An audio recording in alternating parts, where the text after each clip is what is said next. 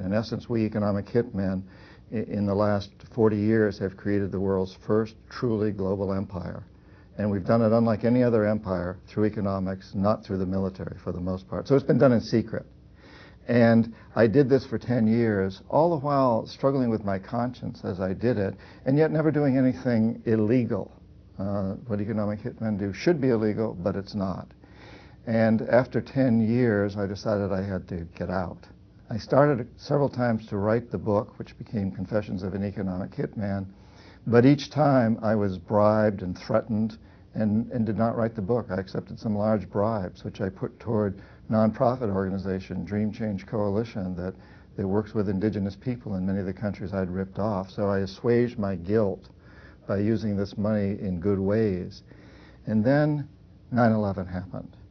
And on 9/11, I was deep in the Amazon with the Shuar people, who are head shrinkers. If you've ever seen a shrunken head, they did it because they're the only people that do. I was in there with a group of North Americans who were learning from the Shuar on 9/11. As soon as I came back to the United States, I went up to ground zero. And as I stood there looking at that smoldering pit, and you could still smell the burning flesh, I knew that I had to write this book, because I knew that the American people have no idea of what our foreign policy is based on. And I knew I had to speak out to that the American public had to understand why there's so much fear and anger and hatred directed at us around the world, which is not to condone Osama bin Laden or mass murder, but it is to say that I knew the American people had to understand.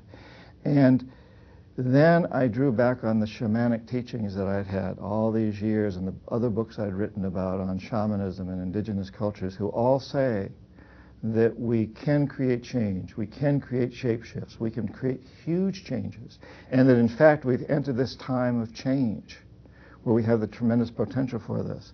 And I realized at that moment, standing there at ground zero, looking down into this pit, I realized that this is where it all comes together, and that my obligation as an ex-economic hitman was the same as my obligation as someone who's trained with shamans around the world and has been teaching workshops on this. It's about transformation. It's about making this world a better place for my daughter and all her brothers and sisters all over this globe.